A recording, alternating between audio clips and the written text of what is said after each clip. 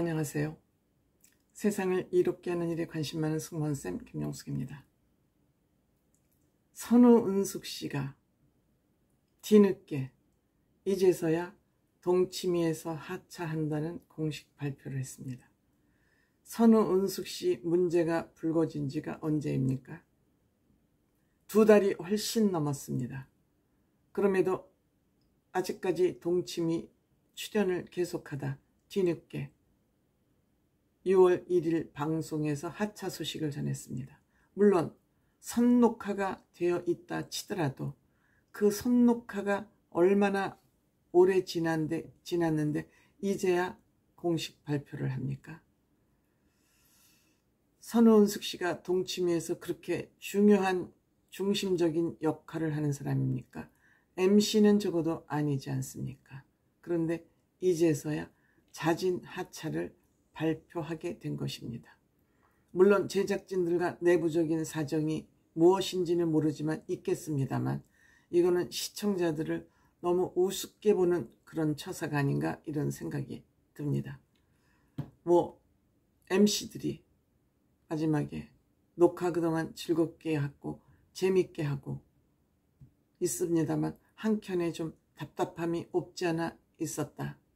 이렇게 얘기하면서 선우은숙 씨가 스스로 하차 결정을 하겠다는 그 결심을 듣고 한편으로 놀랐다 하면서 아름다운 마무리를 위해서 그러한 립서비스는 할 수 있다고 생각이 됩니다.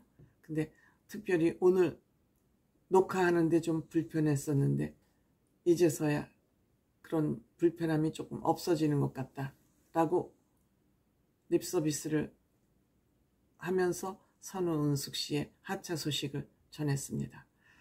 근데 선우은숙 씨의 이 하차를 표명하는 이 말 속에 저는 다소 문제가 있다고 생각이 됩니다. 사고를 내가 일으킨 거는 아니지만이었어요. 그럼 이 사고를 누가 일으킨 겁니까? 유영재 씨를 선택한 사람이 누굽니까? 선우은숙 씨잖아요. 그런데 이 원인을 본인이 아니라고 변명을 한 거 이거 바람직하지 않습니다.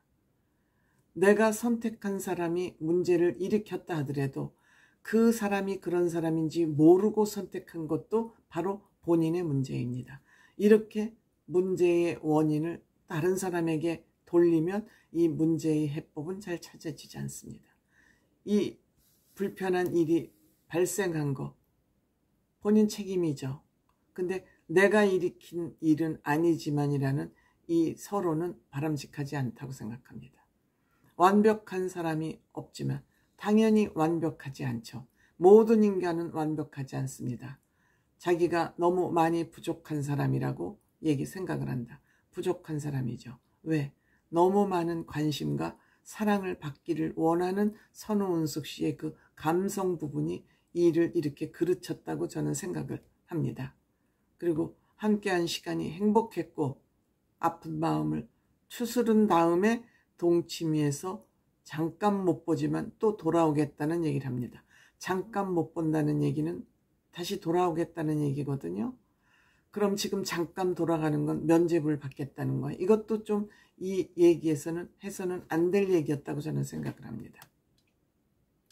선우은숙 씨가 동치미에서 반드시 있어야 되는 그렇게 아주 중요한 위치에 있었다고 저는 보지 않습니다.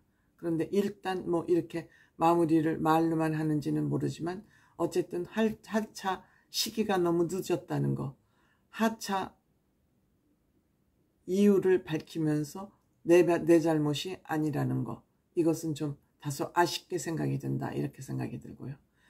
유병재 씨 또한 본인의 잘못을 아니면 이제 위자료를 덜 주기 위해서 전관 변호사를 또 선임을 했습니다. 요즘 전관 변호사 문제가 크게 대두가 되고 있습니다. 법무법인 세종이라 그러면 대한민국의 3대 법무법인 김앤장, 세종 또 한 군데 있습니다. 3대 법무법인의 변호사를 선임을 해서 이혼, 혼인 취소에 대한 변론을 지금 이어가겠다 그럽니다. 이것은 지금 유영재 씨가 정신병원에 입원을 하면서 소장도 잘 전달이 안 되고 재판이 잘 진행이 안 됐는데 역시 법무법인 세종 변호사를 선택을 해서 재판을 이어가겠다는 의지를 밝혔습니다. 이 유영재 씨가 선임한 변호사는 남부지방법원 판사고 광주지방법원 판사 사법연수원 교수를 지낸, 즉 전관예우 변호사에 해당이 되는 그런 변호사를 선임을 한 것입니다. 선우은숙 씨가 유영재 씨를 상태로 위자료를 청구하면서 위자료를 청구할 때는 그 금액, 위자료가 얼마냐에 따라서 인지를 붙여야 됩니다. 그 인지대만 350만 원어치 인지대를 붙일 만큼 많은 위자료를 청구를 한 것 같습니다. 이러니까 이것을 막기 위해서 전관 변호사를 선임을 해서 이 재판에 임하고 있는 것 같습니다. 정말 남자들 여자 문제 때문에 고난을 겪고 순환을 겪고 있습니다. 남자들이 선천적으로 여자를 좋아하는 그런 DNA를 갖고 있다 할지라도 왜 인간이겠습니까? 무엇 때문에 우리가 인간과 동물이 다른 것이겠습니까?